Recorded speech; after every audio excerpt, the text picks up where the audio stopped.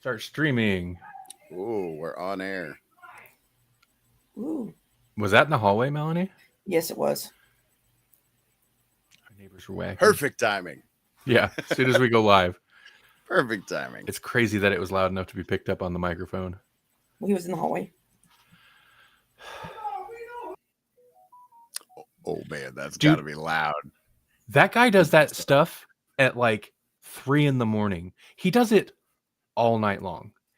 He's not in the hallway all night long, but he'll be in his apartment screaming to himself for like 10 hours straight. It's insane. God. Yeah, he was earlier. He was. They're never gonna shut me up, and I'm like, darn it. Hold on. That's true. Hold on. They're never going to shut him up. Give me a moment. I'm going to shut him up. Okay. Sorry to bail as soon as we go on stream. Well, 1 second, everybody. He went in his apartment now. But yeah, it does not. It doesn't. I think he went in his apartment now. Fucking of course he did.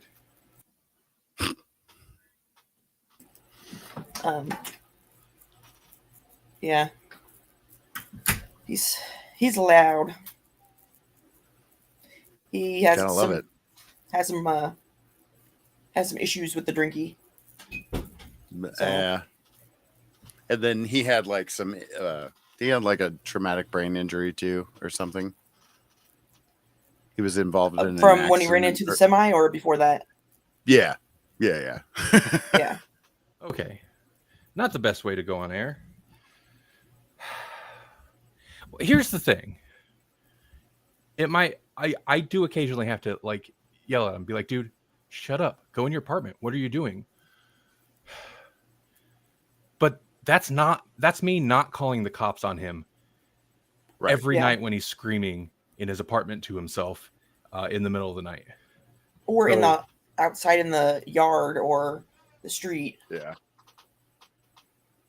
In the hallway, singing songs at the top of his lungs while he struggles drunkenly to open this door. Like I have very little tolerance for it.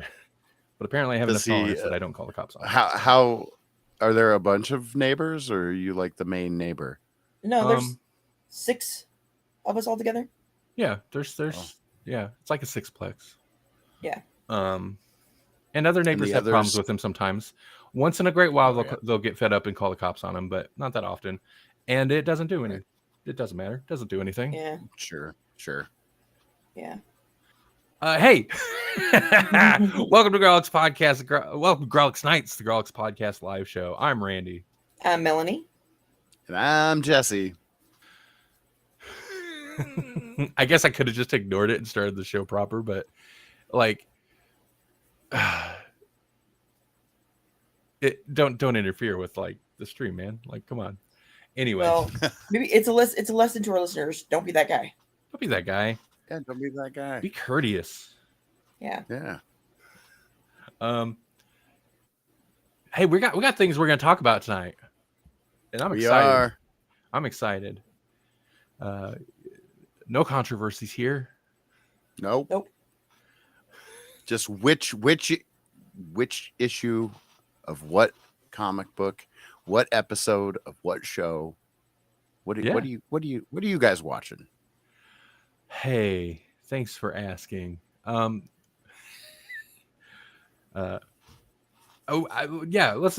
get into it. What have we been watching? We watched Fortress last night. We did watch Fortress, the 1985 Australian movie. Mm-hmm. What? Yeah, we had it on tape when I was a kid, and I referenced it a lot, so he decided to watch it. This is The Quest, right? The Quest? I don't know. They call it I think they called it The Quest over here, but I think it's actually called The Fortress. I'm curious now. I'm curious too. It's a bunch of kids from a one-room schoolhouse that get abducted. Maybe. See. I don't know. The problem is there are so many movies titled Fortress trying to see if.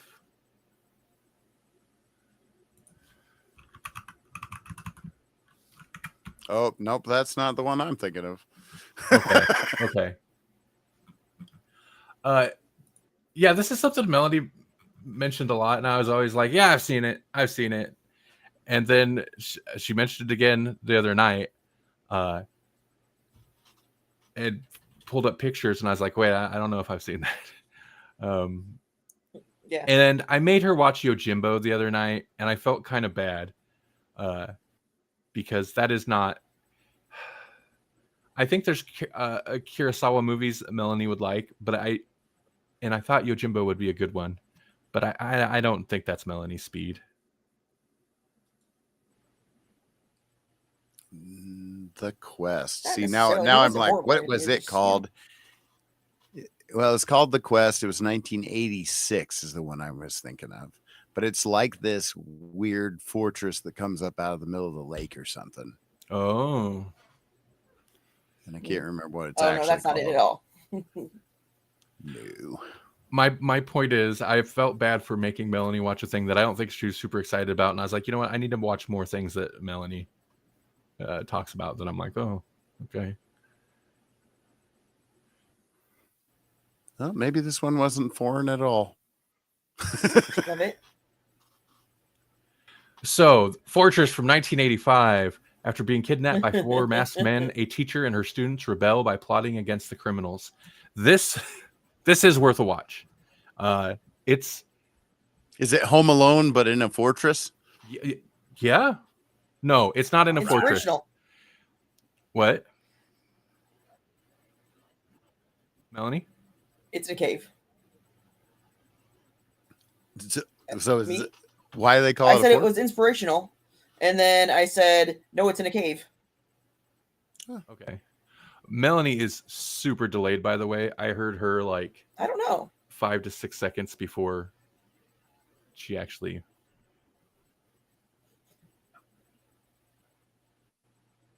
Oh, I'm sorry. Yeah, see, it's really delayed. It's okay. It's not your fault. My bad. Okay.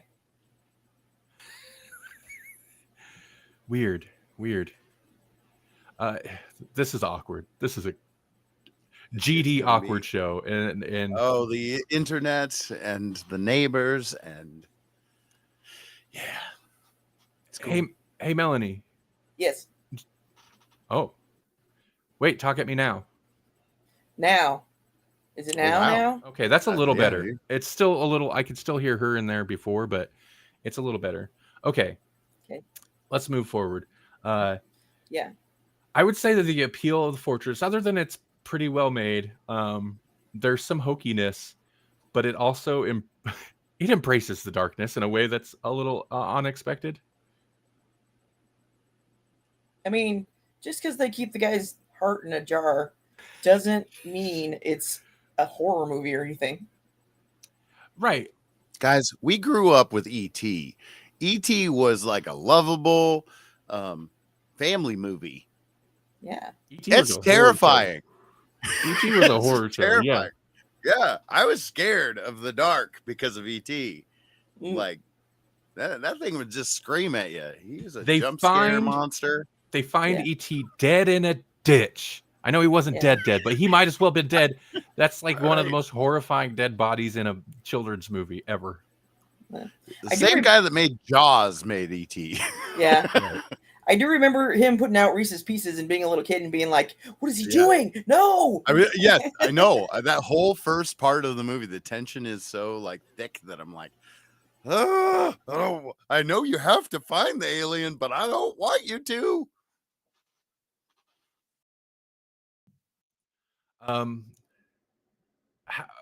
We're segueing from. So we watched Fortress. I'm just saying the era. It's just a. Yeah. Darkness is a product of being a latchkey kid. Right. It gave me. It's different. But it almost gave me like Red Dawn. Was that the name of it? Vibes. Yeah. But it's still different. Mm-hmm. It's Australian. Yeah. It's something that I think Randy was surprised that I watched something that dark often as a child. But come on now.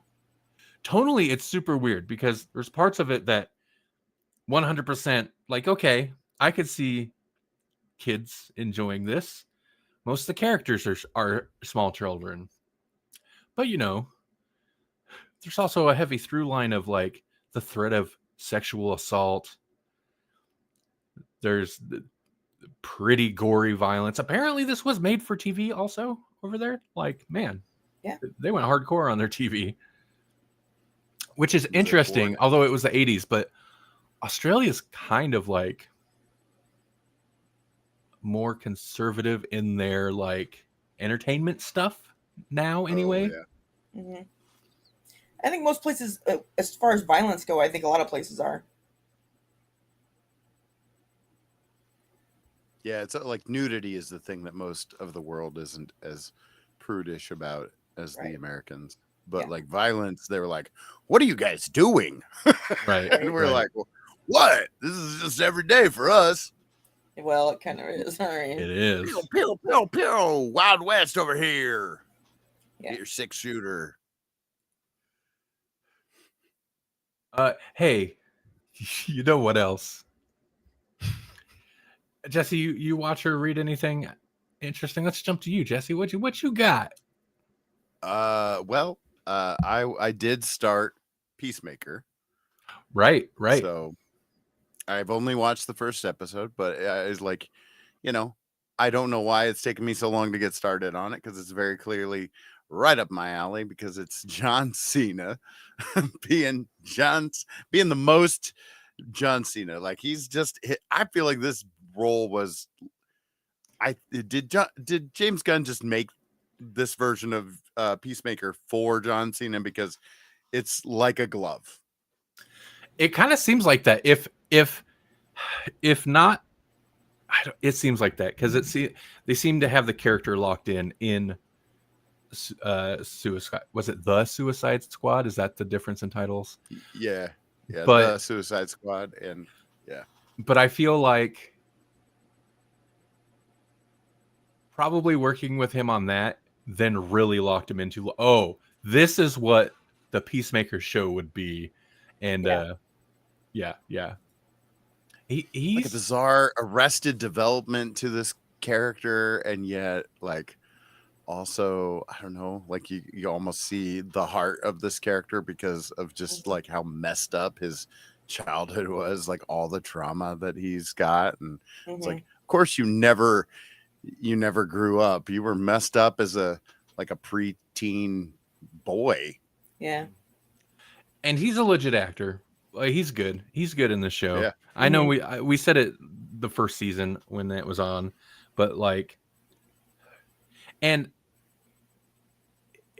in a way, he's got to act through the very distinctive long John Cena face and just the like baggage that is being John Cena. Not that it's a bad baggage, but like, I imagine it's hard to get, whatever. It helps that this role for him is like perfect, but he displays great range. He's kind of you see it in the first episode for sure. It kind of continues a few episodes. He's kind of mopey this season. Oh yeah. But it's just right off the bat when between him and Eagly, I was just like, man, just right out the gate, he's gonna have like drama with his eagle. Right. So you watched the first episode. The fourth episode at the time it aired today or is airing today, whatever. We are 3 episodes in. We're not going to talk about anything that happens in episode 2 or 3, but I like it, and I feel like it makes me so nervous. The first episode, it ends with him battling himself, so to speak, right? Okay. Yeah. It sets up the whole season and why what could happen will happen, like they I've seen the preview for the next episode, so it's like obvious that he's gonna go off into this other universe and try to like experience what his other self Right. must live, you know, like, because it seems it's clear that this whole season is like, oh, well, it's better in that other universe. I could have a more full life and people will take me seriously, whereas over here I can't even get on the Justice Gang. Yeah. Right. What'd you think of that scene, by the way, of him trying to Oh my god, it audition was for the so, Justice Gang? yeah. And then to have Maxwell Lord and that man, yeah, that's, you were talking about his ability to act, and it's like, man, they played that so well. You know, it's Mhm. like Right. that's the perfect way to let him be the straight man, because he's so over the top and a little bit almost theater, you know, in the way in Mhm. his delivery, because he's a pro wrestler, so he's used to a certain level of overacting anyways. But then like having Nathan Fillion do his Guy Gardner bits, and then, you know, like the whole ridiculousness of the mic isn't really off, like Yeah. that really helped to ground him in a way that you know, like other scenes maybe wouldn't do. Right. There's some interesting retconning going on this season too. Mm-hmm. Most obviously, that it was the Justice Gang at the end of season 1, not the Justice League that showed up, Right. which Yeah. is It's kind yeah, of fun because yeah, they're just even in the recap, they make it seem like that's what happened. yeah, Yeah. yeah. Yeah. And I don't know if, like, I haven't gone back. Did they actually actually redo that footage and now it's Well, the Justice Gang, or I'm assuming not. I kind of hope not. It's yeah. fine to leave it as it is. I like them just pushing forward and not changing anything and acting like, well, no, it was always like this. What do you mean? You Right. know, like just not addressing it. Right. I mean, it makes it messy for I don't know. I really kind of like the way they're going about the DC properties in the DC, the current, whatever they're calling it, whatever the current DCU, the the gun reforms, the James Gunn version. Like, I like how they're Yeah. handling it. It's a little sloppy, and they're just like, whatever. Like, we'll just fix things as we go along.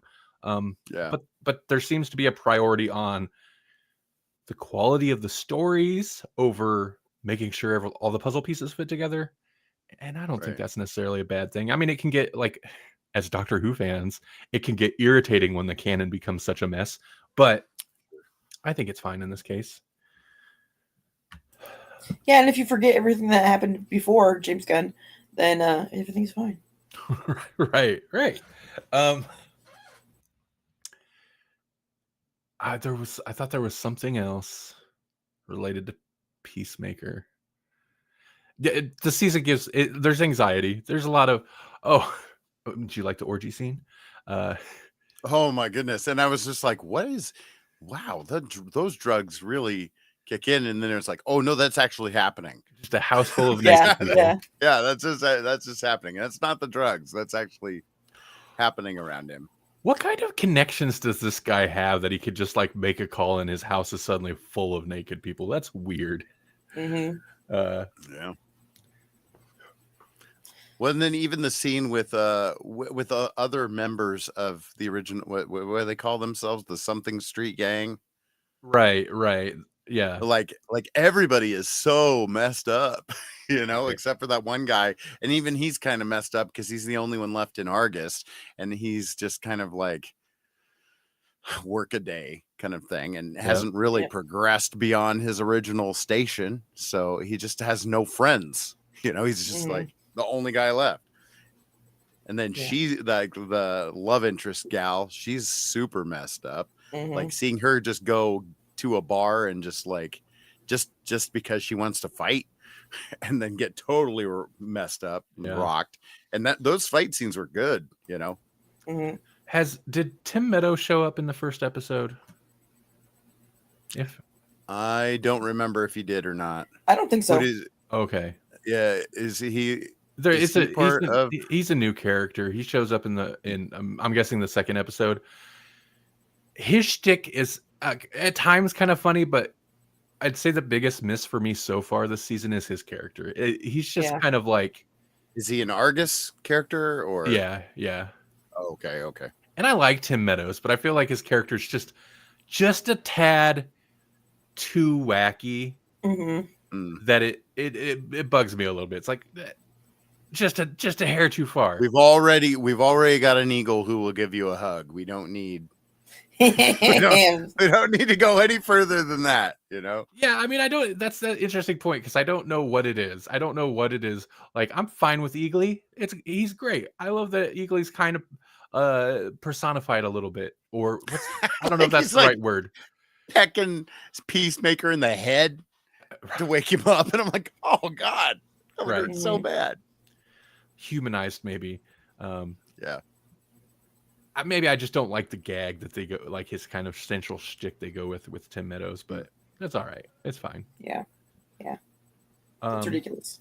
It is ridiculous, yeah. Okay. Speaking of DC properties, Red Hood book got canceled. Did you hear that? We don't need to talk about that though. For no reason. No current events caused the Red Hood book to get canceled. And the woman who was writing it to get banned from Blue Sky. Oh. Yeah. That's related to something we would talk about, but we're not talking about any of that tonight. No. I discovered, and by discovered, I mean I have been totally, as I said last week, I think 100% out of comics for like 6 to 8 years now. So I'm just out in the blue. But is that a phrase? Out like in the blue? Yeah.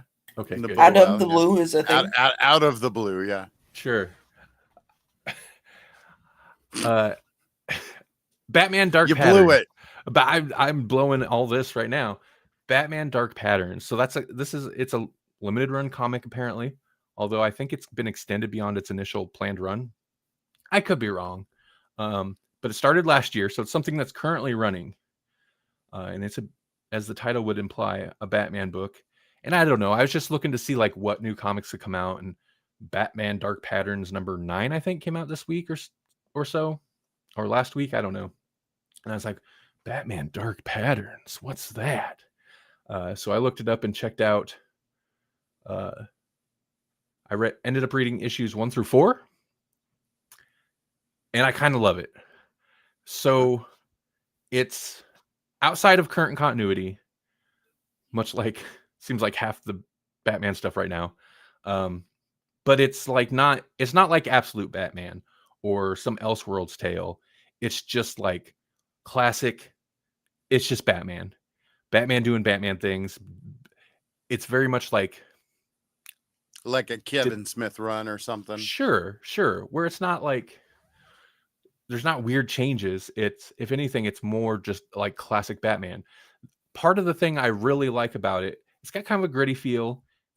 It's Batman doing very detective-y things. It's almost, I'd say, like street level Batman.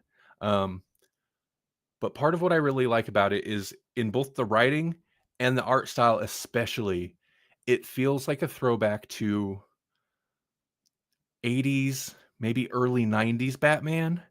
The art style very much has the look of late 80s comics. Grimy, dark. Right before he got his back broken. Sure. Yeah. Because after he got his back broken, then it was all like a different look, you know. Right. Maybe I can.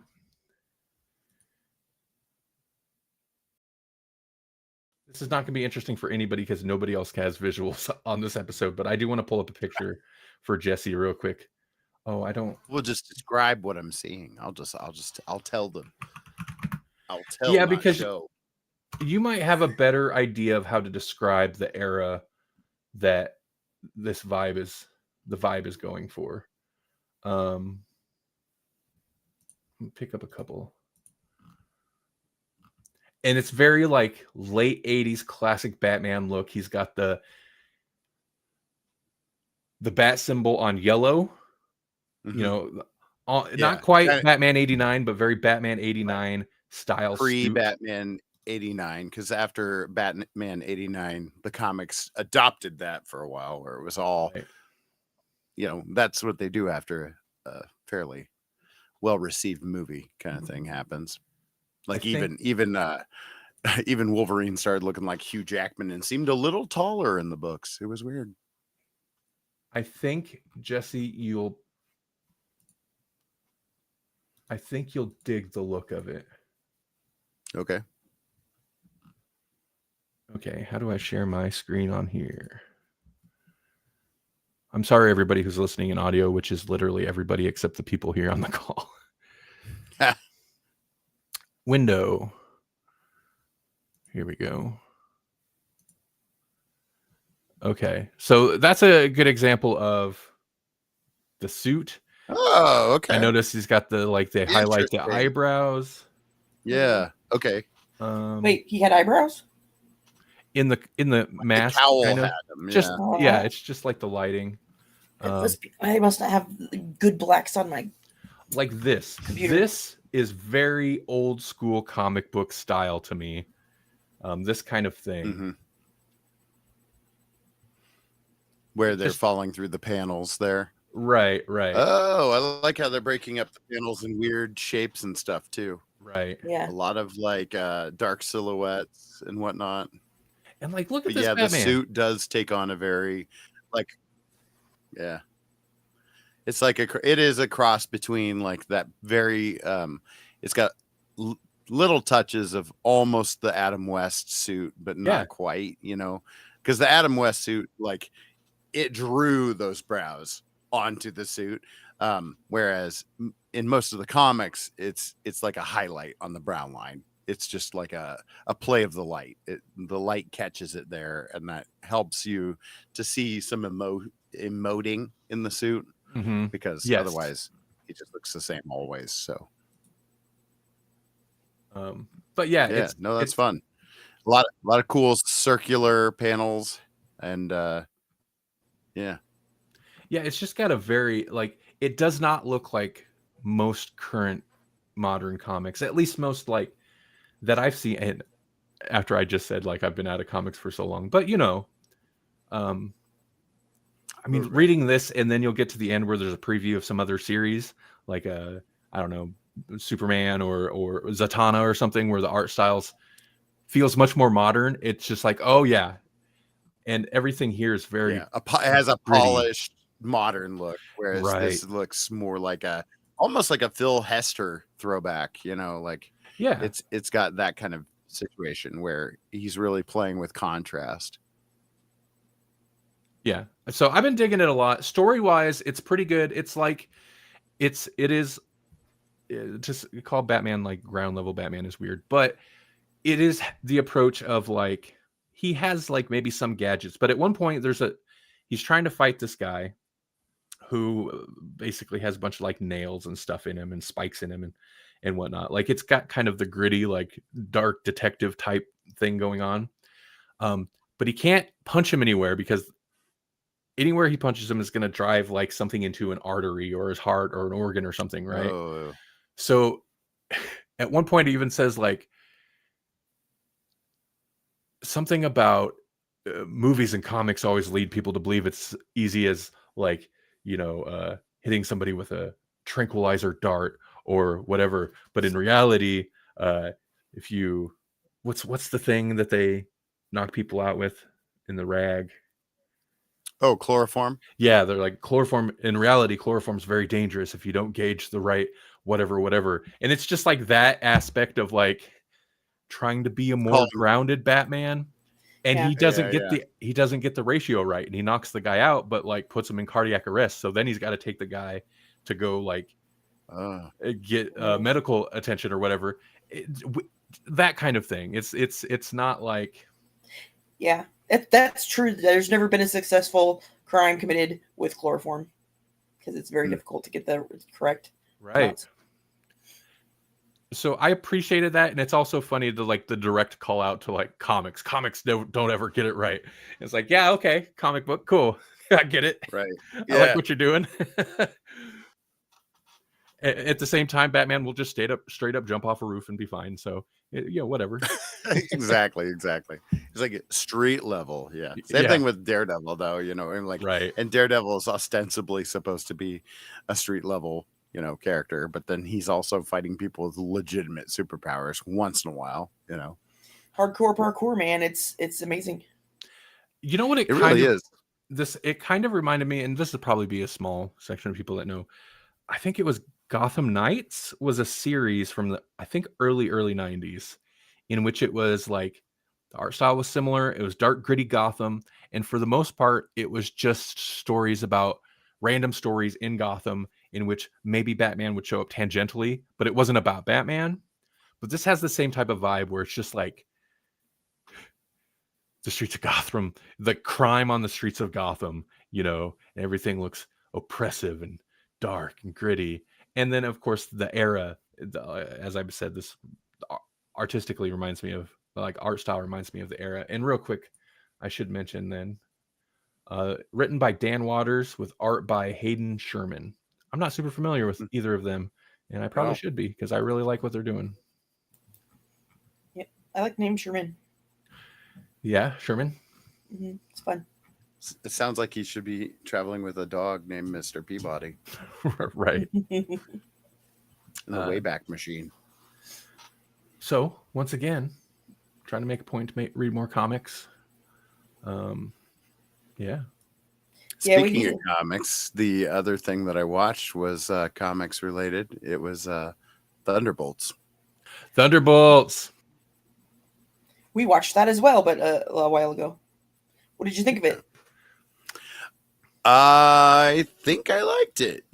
I mean, it's not your usual blockbuster, but it was interesting in that it was trying to parallel the Avengers and in a way, which makes perfect sense when you get to the asterisk part of it and whatnot, and what they're trying to do with it. But I liked it because I did read some of the stuff where the Sentry came in, and so this was an interesting way to introduce the Sentry, and it made sense within the MCU because in the Marvel Comics universe, it was like, oh no, Bob the Sentry was always around, and oh, you remember when these things happened and whatnot? And so then, like, when the Void stuff starts happening, it's like, what? Like, just all of a sudden we have this Superman level character in the MCU that's supposedly always been there, and you're like waiting for the other shoe to drop, and then when it does, it's like, oh. And instead of what's her name? It's Osborn. It's Norman Osborn, happens to be in charge of things at the time. So like he's got the Sentry on his Avengers team because Norman Osborn doesn't care about safeguards and that kind of thing. Right. So it's classic Grawlix. Classic Grawlix. We're right on the tail, right on the cusp of what's trending. Thunderbolts. Oh man, everybody's super excited about the Thunderbolts right now. I will say, going into it, I knew generally that the reviews of it were very good, so I was curious about it. But I also know, like, I was just looking up the box office like now. Apparently, it wasn't like the worst flop, but it was disappointing, as they would say. I don't think it quite recouped all their budget and marketing money. Did it come out in the summer? Was it supposed to be a summer blockbuster? Because I felt like it came out and didn't really have a whole lot of competition. I know I saw like a couple things about it, but I don't think I really heard much about it either beforehand. I mean, I think I saw a thing or two, but May 2nd. Oh, okay. Came out in May. So it was on the early end of like the blockbuster season. Right. Fantastic Four was their big summer. Was their big summer go. Yeah. But I happened to see somewhere the day it hit Disney Plus, and I was like, oh, yeah, I kind of did want to see that. I I seen a couple trailers for it, before it came out in theaters that were decent, seemed okay, but also like I get why maybe it didn't get people super excited. So I'm not surprised about that. But beyond all that, I liked it. I thought it was pretty good. I feel like Melanie actually might have liked it a little bit more than I did. I do. I think I really liked the mental health aspect of it all. I liked the way that they went about it, and I think they maybe could have even gone into it more because all of them have a lot of dark stuff in their past. You know what I mean? Uh, and it's good to explore that, especially if you're trying to make them heroes. They have to like face that kind of stuff. Hmm. Yeah, I wonder they're- how much we didn't see because Right. when they go into the void, they all would have experienced something, and it's like, yeah, Walker would have some dark stuff. Right. You wonder what the Red Guardian would have seen, and that's probably a calculated reason why we didn't see, his Right. stuff. They could have went way harder with some of that, but that's not mainstream audience friendly to go that hard on a. Well, I am not the mainstream audience, but I still wish they would cater to me. It's interesting because as soon as I can't remember her name. What's her name? Gets voided. It's like, oh, okay, they're gonna walk all this back. Oh, Taskmaster? No. Alania? Oh. Yeah, I'm jumping towards the end. We're talking spoilers gotcha. here. I'm sorry. Oh, voided. Oh, okay. Voided. It was Sent to the cornfield, whatever. yeah. But as soon as that happened, it's like, okay, nope. They're gonna walk it back in some way. But when they voided the little girl that what's his name spent a bunch of time, so much effort to save, and then she just gets poofed. There was a moment of like, oh, they're going real hard, and of course they walked that back. But it was still a good moment of like, oh. Well, Yeah. I mean, they kind of set that up with. I mean, like I kind of mentioned it as spoilers. Taskmaster does not stick around. Right. I was like, wait, did they? Is she legit dead? And then Bob even is like, wait, did they just kill her? Is she really dead? Right. And it was like, I don't know. Like as an audience member, I'm like, I think they did. Oh, I and think then she did. yeah, she's legit dead. And it's like it's fine because she wasn't like a great character even in Black Widow, but like I've always liked the Taskmaster, so I was like, no, you can't do that. Yeah, it is surprising. I think it's not necessarily good that character, but like, oh no, there's stakes. Somebody could a character who a good chunk of another movie set up could just get off, and that's stakes, and they don't just walk that back. And I think that builds to that third act where when the little girl disappears, where you're like, oh no, they just up and killed a named character.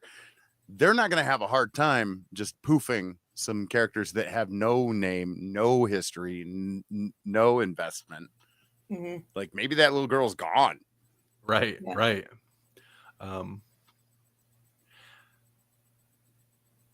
Helena, is that her name? Yelena.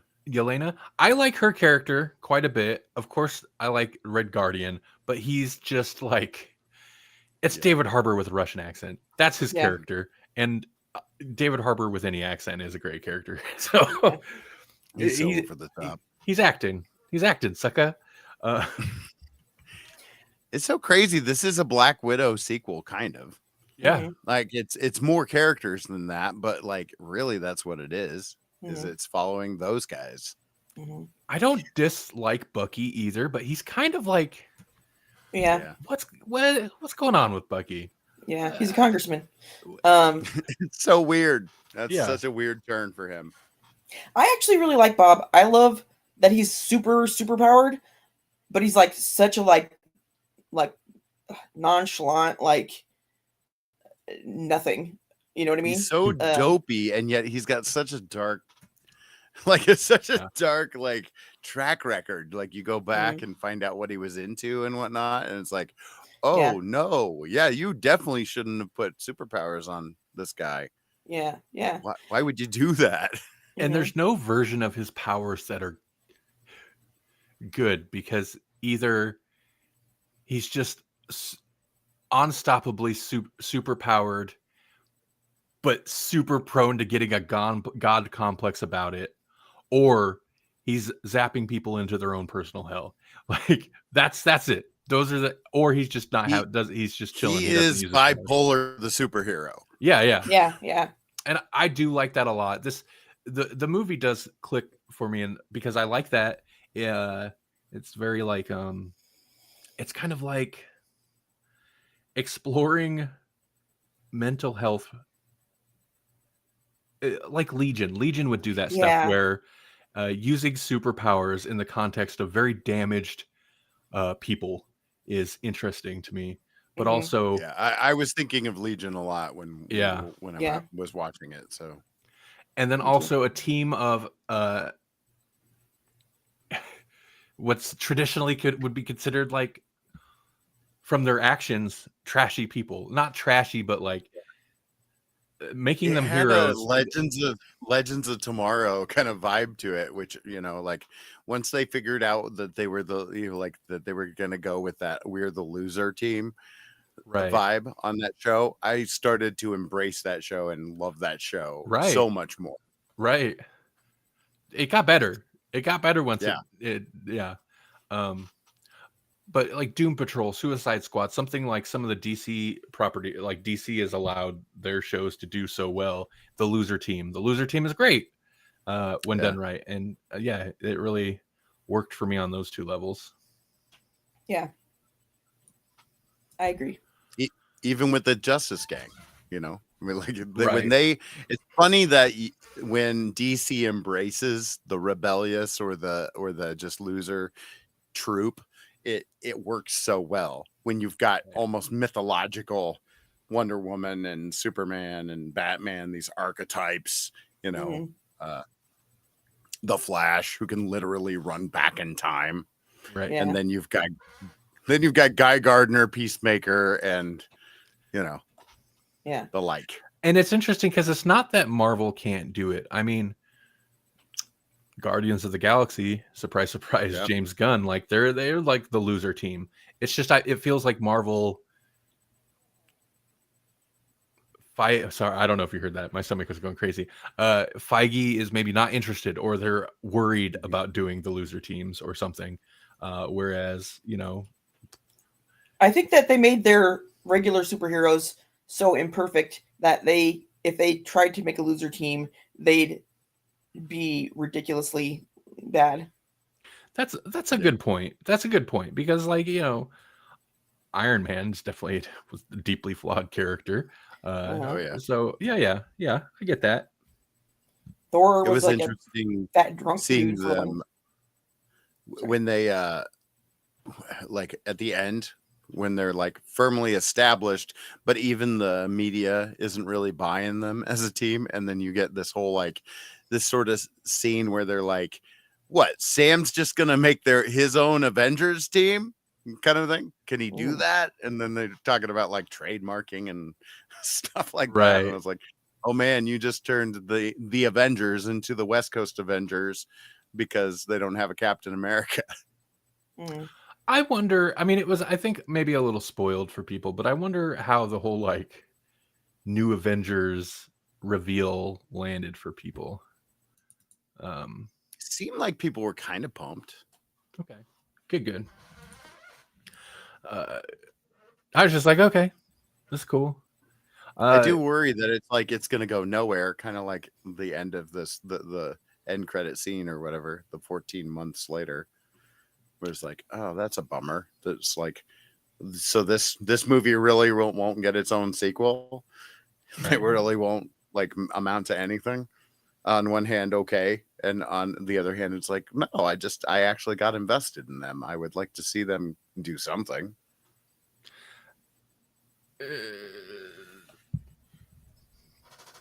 Marvel's a little bit of a mess. But oh yeah, they're a little bit of a mess.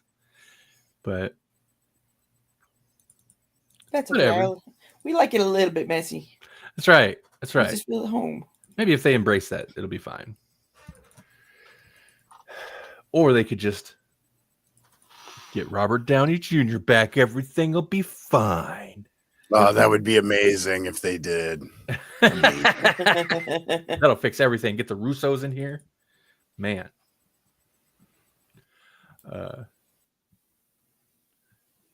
That's just such a... We don't have to talk about that. That's such old news.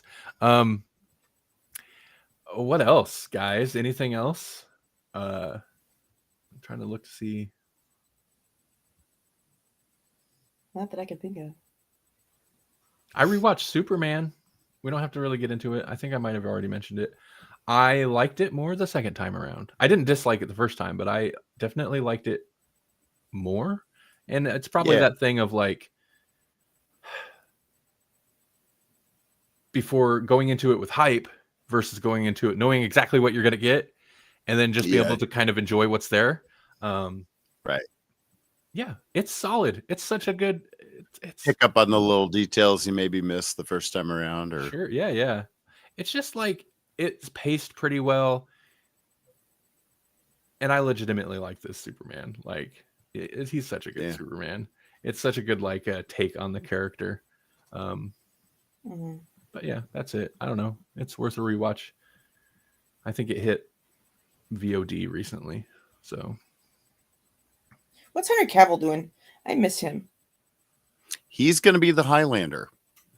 Oh, really? Oh, okay. Yeah. Interesting. I don't remember who he's going up against, but they did announce that. Okay. I don't remember you're right. who it was. Oh, he got injured during training for Highlander production, likely pushed to early 2026. There can be only one. That's true. You can't mess around, you know. Yeah. Because the other guy, what's that guy's name? The like Keurig? Yeah. He's they announced somebody else that's like not, I don't think the main villain, but more like supposed to be the Sean Connery guy. The remake, let's see, according to the Hollywood Reporter, and this is article from today, which was talking about the injury. He got injured, whatever. It pushes it's going to push the shoot back, but it'll also star Russell Crowe, Dave Bautista, Marissa Abella, Karen Gillan. Melanie's super excited now. Oh.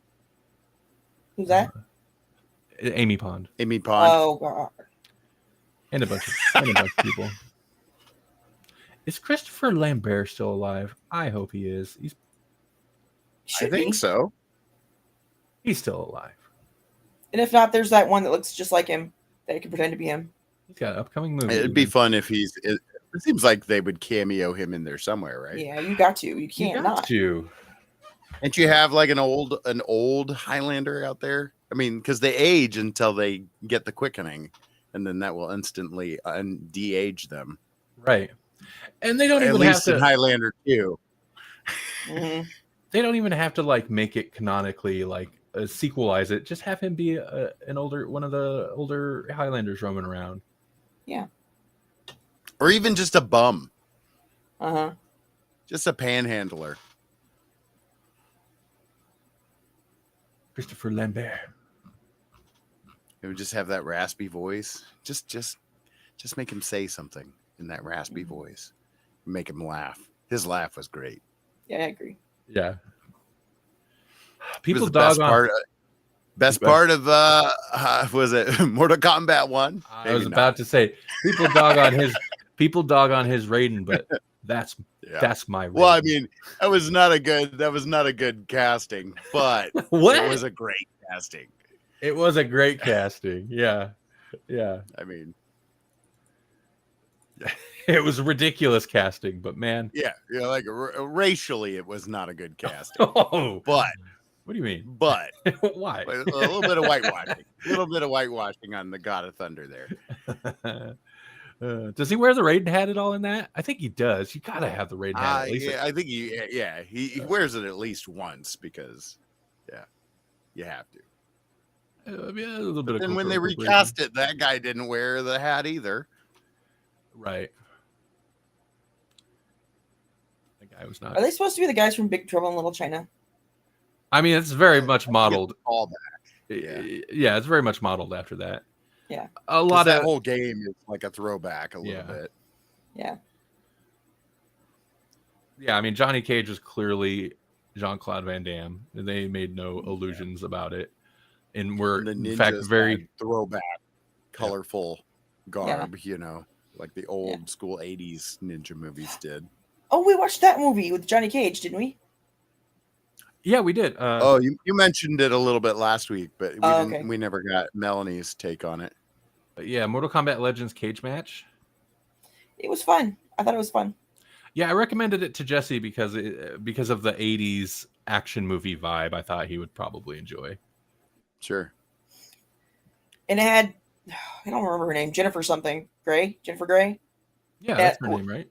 Yeah, that I didn't know until the end, but as soon as she came on, I was like, that looks like Jennifer Grey. And I'm like, well, this is supposed to be '80s, so that's probably why. And then it was her, and I was like, that's great. Oh, that's cool. Yeah. And it did not put Baby in the corner. No, it did not put Baby. Or did it? You never I don't should. think so. Well, I mean, it depends on what you consider, a demon universe. Is that a corner?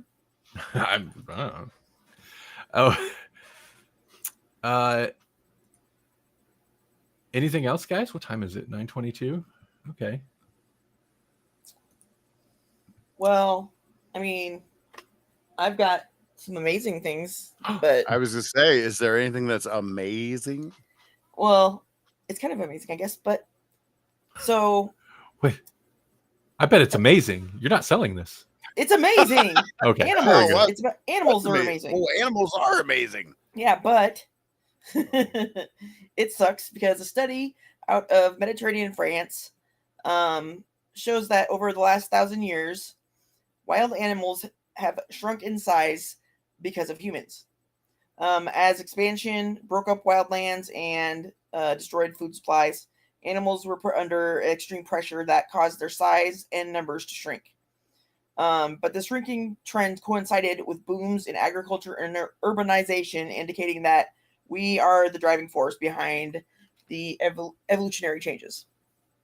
And the only animals exempt from the shrinkage are the ones that we domesticated. They have steadily increased in size as we bred them to be larger. Unfortunately, the animals that have the biggest impacts on their ecosystems aren't our food or our pets, so it's kind of disastrous for the environment. But hopefully we will learn our lesson, or have, or will, or whatever. Sure we will. Ish. And we'll begin taking the environment into consideration before we deplete vast amounts of natural resources without thinking about the impacts that it'll have. Okay. So it's like, Honey, I Shrunk the Zoo, and Baby, I Blew Up the Pets. Yeah, the pets and the foodstuffs.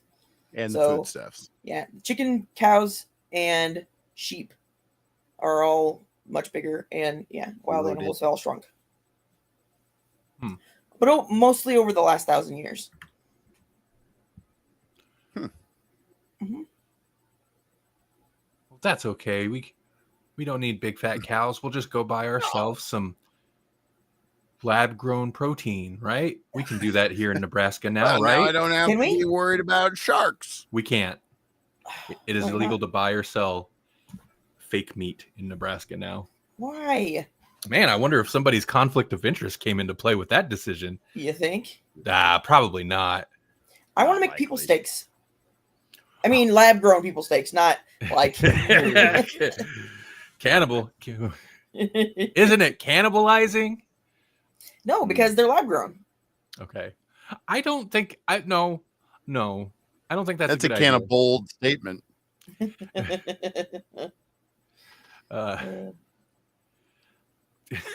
It's people. That's how you get Soylent. Yeah, that is how you get Soylent. I mean, it is kind of people, but it's lab-grown people. It's not going to count. I feel like that's just. I just made some clone steaks. I feel like that's still a form of cannibalism. No, that then you're talking like RFK being like, there's fetus in these vaccines. Listen, life begins at Can you introduce? Inception? It begins at Conception, lab grown meat. Labception? Yeah. And it ends in Melanie's Listen, if this top is still Scummy. spinning, is it people? No. All right. Has the show All right. gone appropriately off the rails yet? Yeah. No. I can take it further, Oh. but I won't. It's okay. We don't need to. Yeah, we don't need to. It's getting late. All right. Well, Sounds like a mistake. Mm-hmm. Miss Steak. I prefer Mr. Steaks. You They're would. leaner. Down I with guess. patriarchy. Yes, I agree. All right, everybody. Hey, Jess, you got anything you want to mention before we bounce out of here? I did have some poems published. Ooh, Oh, You that's can nice. find those on Drive Through RPG or Drive Through Fiction, and if you just search up Collective Verses or Collective Verse, and it's the most recent collection, which would be the 5th volume, and I'm in that, and they published 3 of my poems. sweet. That's cool. Do you make them rhyme or do you not? Just No, curious. no. can't- That's too much work. I can't not. I feel Oh, weird fair enough. if I. It sucks. It's so I hard. think it's harder to make it good, because you can. There's rhyming, and there's good rhyming, like so. No, I know. Yeah. I know. I think it's actually more challenging. I agree, but I don't know why. It's because when I was little, that's what a poem was to me. It rhymed, and now Sure, I can't. sure. I can't do it without doing it. It feels wrong to me. If you do it wrong, it sounds like bad Dr. Seuss, Mhm. and if you do it right, it's kind of like magic. So Yeah, I feel yeah. Melanie's got poetry prejudices. I do. I don't. I mean, not for other people. I like other people's poems. It's but everything I write, I think is trash. So Melanie has Melanie prejudices. I do. Let's see. I might be doing an Edge of the Abyss tomorrow. If so, Helix Rock Radio, that's rockradio.live. Check it out. Come listen to some extreme metal.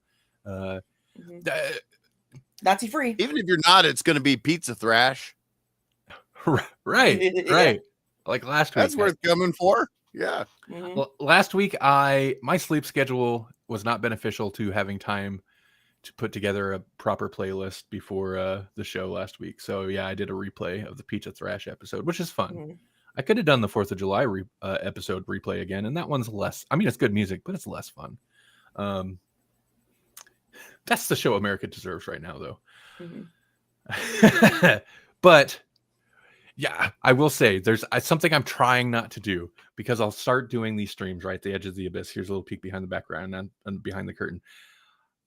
While the music's playing, I'm just browsing online. I'm looking at Reddit. I'm looking at Blue Sky. Maybe Facebook. I don't spend a whole ton of time on Facebook. That is a bad thing, because by the time the end of the first block, the second block of music's done, I'm in a terrible mood and angry, which maybe is a good thing for the show. But yeah. Oh, I bet. I was going to say the music is already aggro too. So right. I'm just there listening to death metal and thrash, reading just the degradation of Society. democracy and not being happy about it. So I've been trying not to do that during the shows. You should. I have a request. You should make an all chick one. That's a good idea. Good one. That'd be good blocks. Slightly, not that it'd be a challenging one. There are. Well, if you let it bridge out into like punk too, there's some really good. That's a good point. That's a good point. Female punk bands coming out right now, particularly British female punk. Okay, cool. Yeah. Mm-hmm. That's a good idea. I do like doing those special themed episodes. Yeah. I mean, doing the new release episodes are groovy. But I do enjoy researching and putting together the themed episodes. Yeah. And you could use, I like that one that was like K-pop metal girl band. That was fun. Oh, Right, is it right. Baby Metal or whatever? Well, there is Mhm. Baby There's Metal, but Baby there was some Metal. other one that Oh, Savannah, I think, shared with us Uh-huh. the other day.